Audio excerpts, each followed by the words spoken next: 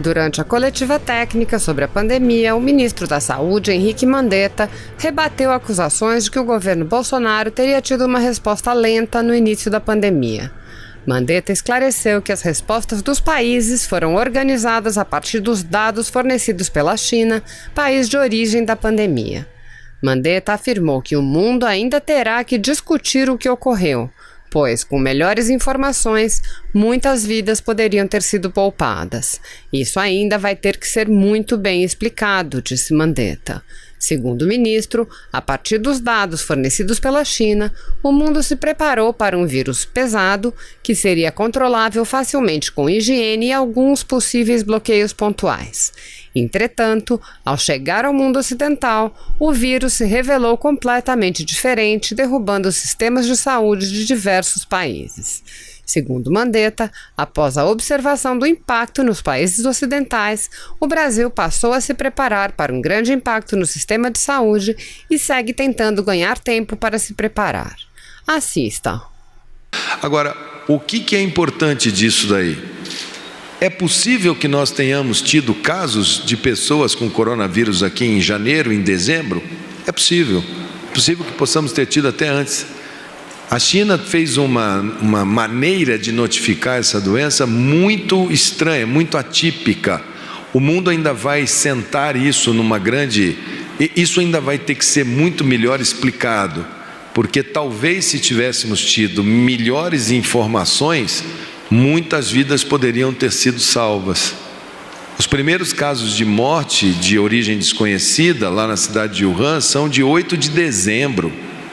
Para você ter as mortes, você tem que ter a circulação do vírus antes. A China tem cidades enormes, como Pequim, tem cidades de 8 milhões, 10 milhões, 15 milhões, 1 milhão, 7 milhões, são uma atrás da outra. Como é que justifica tão poucos casos? Quer dizer que essas cidades todas não tiveram abalos nos sistemas de saúde? Essa era a imagem que passaram para o mundo. Por isso o Brasil se preparou com a orientação da Organização Mundial de Saúde para um vírus pesado, um vírus que, se nós fizéssemos higiene, se nós fizéssemos bloqueios pontuais, ele seria controlável, ele seria facilmente controlável. Ela fez uma quarentena numa única cidade, 6 semanas, falou, acabou os casos aqui, está encerrado o assunto. De repente ele chegou no mundo ocidental, onde a imprensa é livre, onde os números são livres, onde o comportamento social é mais similar ao nosso, e caiu o sistema de saúde da Itália, o sistema de saúde da Espanha, o da França, a Alemanha, a Inglaterra, os Estados Unidos. No domingo a previsão é que eles entrem na fase de não temos mais respiradores, não temos mais onde pôr ninguém. Aí começa a haver a parte do refluxo, que a gente chama, onde você começa a ter que escolher quem entra no respirador e quem fica e quem sai. É a parte mais dramática, e isso faz com que nós aqui no Brasil olhemos e falemos, olha, o nosso sistema de saúde vai sofrer um grande impacto. Se esses sistemas de saúde ocidentais caíram igual um efeito dominó frente a esse vírus, então esse vírus não é um vírus pesado, lento, igual os chineses mostraram. Esse é um vírus muito competente para transmitir, e ele pode causar um impacto muito agudo no sistema de saúde. Isso nós estamos medindo porque nós somos um país tropical, nós estamos agora entrando no outono, o inverno é o nosso maior pesadelo, nós temos uma epidemia de influenza, uma de dengue, uma de sarampo e agora entrando uma de corona. Como que isso vai acontecer aqui? Então nós vamos aprender dia após dia notificando. E é difícil notificar, é difícil fazer os testes, é difícil sincronizar isso tudo num mercado tão concentrado. Então, vamos devagar, vamos com calma, o momento é de muita atenção, muita calma e foco, disciplina, e não vamos perder o foco do nosso adversário, nosso inimigo, que é a doença.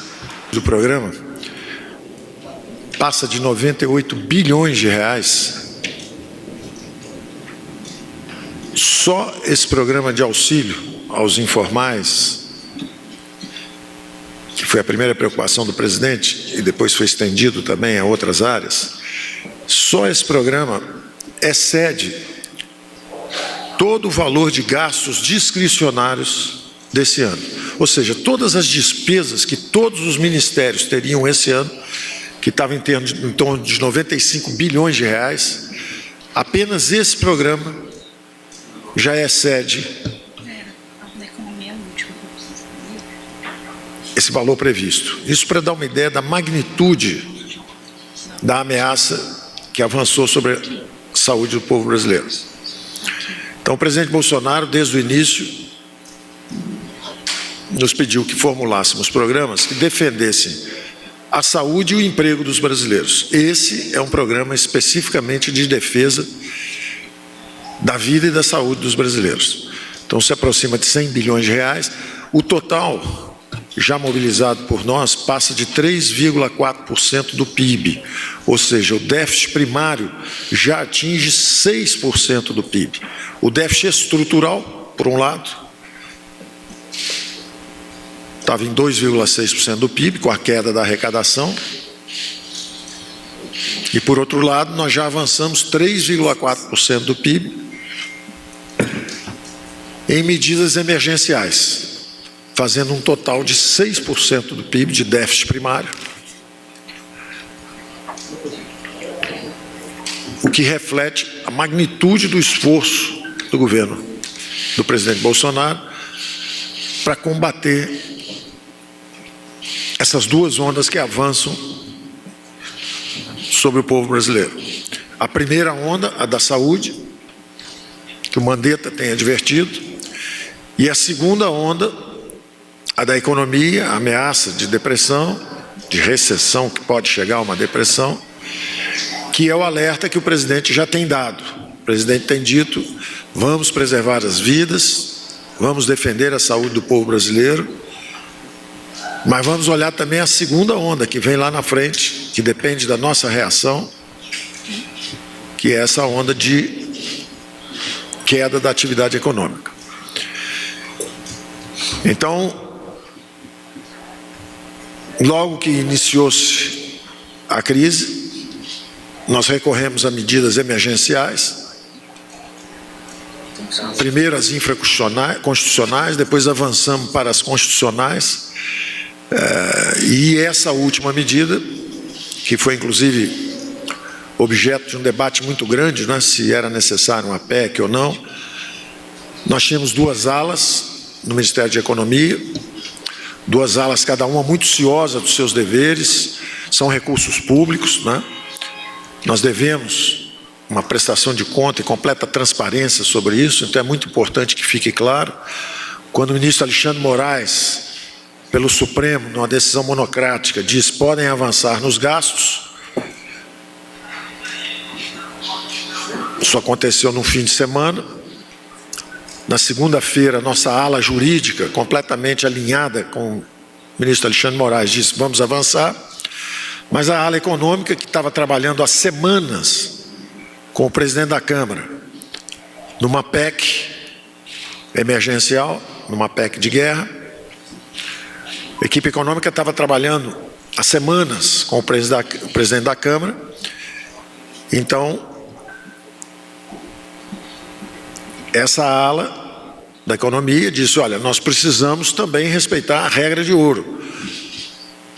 Se por um lado a liminar, se por um lado a garantia do ministro Moraes nos dizia que não precisávamos mais nos preocupar com o resultado primário ou com os gastos, por outro lado, gastos dessa magnitude de 6% do PIB, gastos formidáveis por qualquer padrão em qualquer lugar do mundo, de um caráter inteiramente extraordinário, evidentemente eles exigiriam um endividamento. E a regra de ouro diz que você não pode se endividar para financiar gasto corrente. Então, os economistas pediam exatamente que nós acelerássemos a aprovação da PEC de guerra, que tinha sido trabalhada junto pela equipe, junto com o presidente da Câmara. E nesse sentido, então, nós não só pedimos urgência na aprovação, como apoiamos não só a elaboração, vários capítulos lá foram levados por nossa equipe, pelo Banco Central, pela Fazenda, pela Economia, como também apoiamos e pedimos urgência.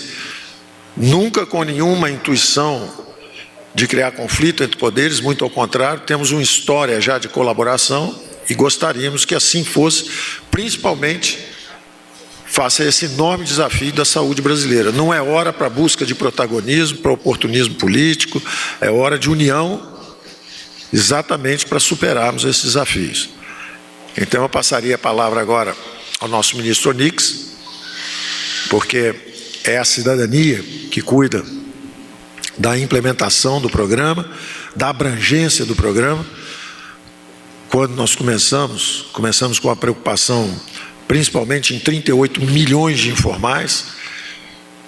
Isso foi se expandindo, os valores foram subindo por atuação exatamente desse mecanismo democrático em que nós confiamos tanto. A Câmara foi ampliando um pouco a abrangência do programa e, ao mesmo tempo, o próprio presidente puxou o valor para R$600 no final. E nós consideramos, então, que com esse gasto, e eu repito, que é maior do que toda a programação anual, quer dizer, em 3 meses nós vamos gastar mais do que toda a programação anual de todos os ministérios. Os 95 bilhões de despesas discricionárias que nós tínhamos. Daí, essa magnitude dos programas, que já passaram dos 800 bilhões e possivelmente vão chegar a quase R$1 trilhão ao longo das próximas semanas ou meses.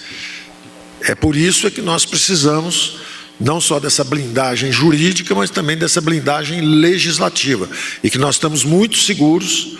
A decisão do presidente foi que nós vamos avançar, e nós estamos muito seguros de que, até pela manifestação pública do Congresso, do presidente da Câmara, do ministro Supremo, ministros do Supremo, de que tudo isso, toda essa união em torno desses objetivos ocorrerá.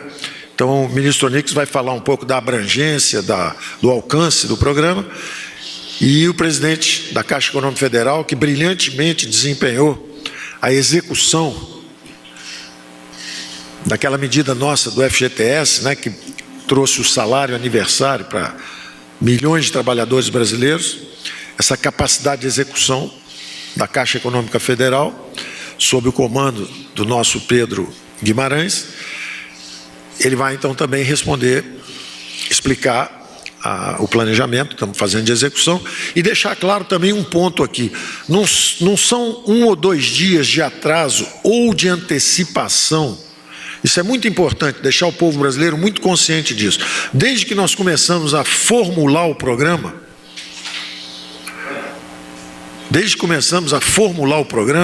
o grande desafio é a logística de entrega. É um cronograma quase que físico, de captura dos cadastros, de cruzamento dos cadastros. Não é a aprovação ser 1 ou 2 dias antes ou 1 ou 2 dias depois que vai mudar esse cronograma físico. Quer dizer, se nós tivéssemos aprovado na segunda-feira, um dia logo depois da medida do ministro Moraes, ou se fosse amanhã ou depois da manhã, depois da aprovação da PEC em si, a PEC de guerra, isso em si não afeta o cronograma físico. O que acontece, essa liberação, o que ela faz, se fosse segunda-feira ou se é hoje, é a liberação do caixa. Por isso que eu disse, se aprovar, em 24 horas sai a licença, a sanção presidencial. Tanto que o presidente decidiu ir avante, e nós também na economia decidimos ir avante, nos alinhando com a linha jurídica, e dizendo, vamos seguir mesmo antes da entrega da PEC. Embora a PEC, se fosse antecipada, também ajudaria a próprio grupo da economia a se sentir blindado para fazer manobras tão colossais, porque são manobras colossais. Nós estamos falando já de 300 bilhões de gastos. Quando você soma, não só, são 100 bilhões só dessa medida de ajuda emergencial. 100 bilhões só disso. Aí tem mais 88 bilhões para estados e municípios. Aí tem mais 50 bilhões para a complementação salarial. A empresa que quiser ou não puder pagar o salário completo, o governo vai e, em troca da manutenção do emprego, nós pagamos uma parte. Aí tem mais 40 bilhões de FOPAs, de folha de pagamento salarial, que são créditos também na veia, para que a empresa diga, olha, eu gostaria de manter emprego, só posso pagar um salário mais baixo. Tudo bem, o governo completa o salário. E, por falar nisso, mesmo para manter o emprego, mesmo a parte que eu devo pagar, eu também estou sem recurso. Não tem problema, está aqui o crédito para te dar o capital de giro para você pagar também essa parte direto no bolso do trabalhador. Então, quando você soma isso tudo, já chegou a 300 bilhões, mais o déficit estrutural que já existia. Então, são números colossais. Daí a necessidade de nós avançarmos com segurança jurídica e segurança legislativa. E eu quero dizer, inclusive, que nós no Pacto Federativo já tratávamos do protocolo da crise, como o presidente da República, como o presidente da Câmara, como o presidente do Senado, presidente do TCU, presidente do Supremo, governadores, como eles têm que se entender regularmente sobre isso. E, naturalmente, uma calamidade pública dessa magnitude, nós tínhamos desenhado um plano de emergência fiscal, uma calamidade pública dessa, por necessidade, requer um protocolo de crise. A direção dos poderes tem que estar coordenada, eles têm que estar conversando juntos, tem que haver uma descentralização de recursos. Nós já tínhamos mandado dinheiro o ano passado para a sessão onerosa, 11 bilhões,7, quer dizer, 3 vezes o plano Candir, que é o pedido dos governadores. Esse ano já mandamos vamos mandar mais 88 bilhões para estados e municípios. Então, nós já estávamos com a ideia de descentralização do recurso para fortalecer a Federação Brasileira para enfrentar todo tipo de desafio, inclusive esse. Daí nós rapidamente temos reagido a essa demanda. Quer dizer, pode parecer muita gente criticando, eu acho que até um pouco oportunisticamente, não é? Mas a grande verdade é que em 3 ou 4 semanas nós saímos de 0 para mais de 800 bilhões de recursos para os próximos 3 meses na economia. Então, qualquer crítica de que houve uma demora no programa e tal, eu considero oportunismo político. Eu não considero uma coisa séria. Eu acho que a atitude séria agora é nos ajudar a resolver os problemas, não é ficar jogando responsabilidade para um lado ou para o outro. Então, eu peço a cooperação e acho que teremos, pela gravidade da crise, e chamo atenção de novo para o tamanho, para a magnitude dos recursos que estão sendo mobilizados. Isso nunca aconteceu antes, nunca foi numa velocidade tão grande. Nós estamos fazendo as comparações internacionais. Nenhum país emergente fez um movimento tão rápido e com tanto volume de recursos como nós. E o período médio entre a formulação e a implementação das medidas está em torno do mesmo período nos Estados Unidos. São um país relativamente eficiente na entrega de reações públicas a desafios de calamidades, porque eles têm muito mais experiência com isso. Tem calamidade toda hora lá, devido a mau tempo, vendaval, tornados, coisas desse tipo. Então, eu quero de novo dizer que nós temos um governo que está preocupado com todas as dimensões da crise, e inclusive já alertando para o problema econômico que pode vir lá na frente, sem descuidar em nenhum momento do problema da saúde e do isolamento que é requerido no momento.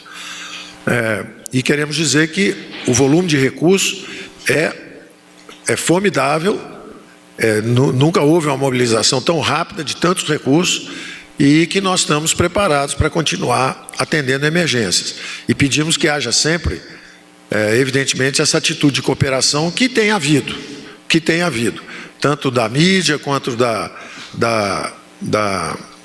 do Congresso, que tem nos auxiliado a lidar com a crise. Eu peço que justamente haja um espírito agora de união realmente em torno desse lema de que nenhum brasileiro será deixado para trás, e que a saúde, a defesa da saúde e do emprego dos brasileiros está acima de quaisquer diferenças. Daqui a 3, 4 meses, nós superarmos essa crise, atravessarmos o problema de saúde, podem voltar de novo com o barulho natural de uma democracia. Pode todo mundo chutar todo mundo de novo, começar a brigalhada, todo mundo atacando todo mundo, mas primeiro estamos todos juntos, porque juntos somos mais fortes.